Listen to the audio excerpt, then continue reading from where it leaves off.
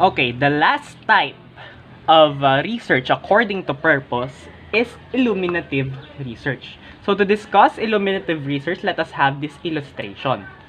So in the educational system,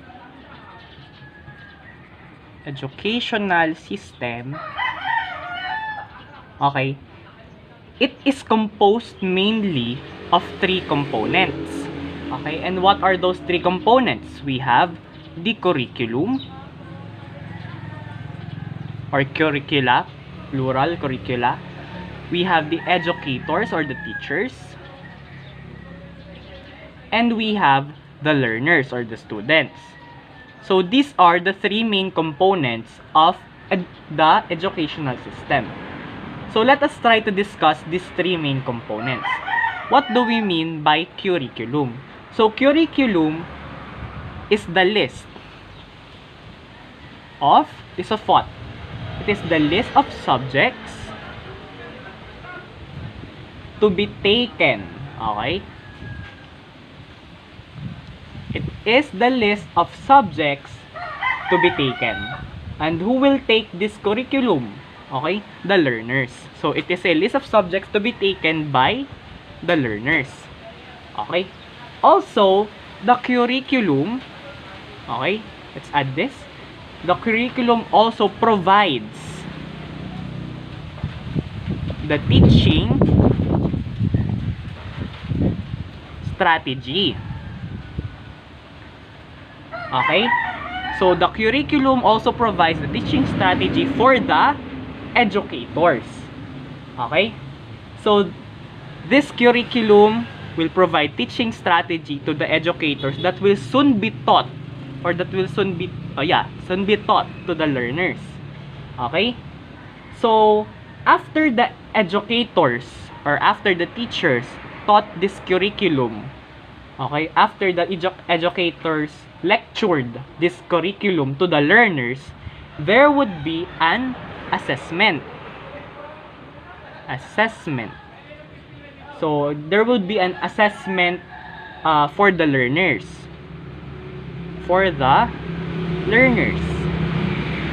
Why? Okay, this assessment will provide scores. And the scores will reflect on the effectiveness of the curriculum. So that is the main reason why we conduct examinations, why we conduct quizzes, so that to prove the effectiveness of the curriculum. Okay? So meaning to say, illuminative research can be seen in educational research. Okay?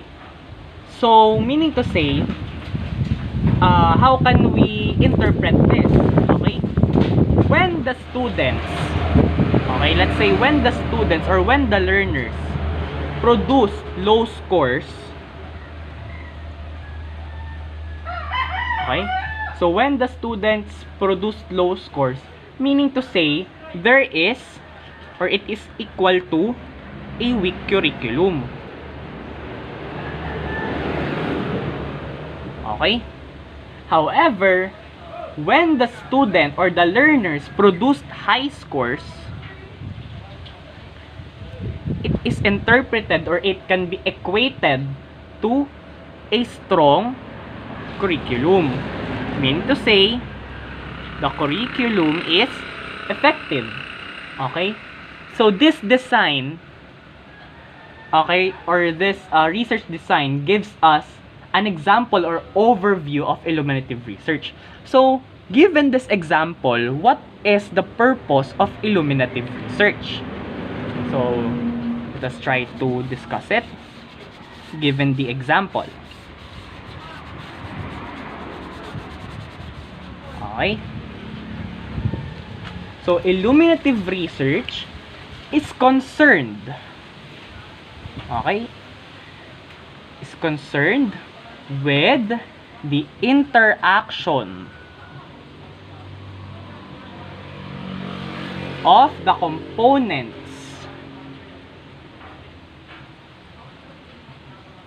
of the variables.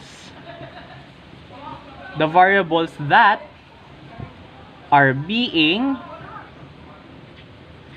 investigated. So in our example, the variable that we are talking about is the educational system. Okay? And what are the components of the educational system? The curriculum, the educators, and the learners. So through Illuminative research, we discuss or we find out the interaction between these three. Okay? And what is that interaction? That is, the curriculum provides the teaching strategy for the educators so that the educators can teach this curriculum to the learners. And given that there is the curriculum, through Illuminative research, we can determine its effectiveness. Now, when the learners produce low scores, it is equivalent to a weak curriculum. But when the learners produce high scores, it equates to a strong or much effective curriculum. So that is the main, okay? The main idea about Illuminative research.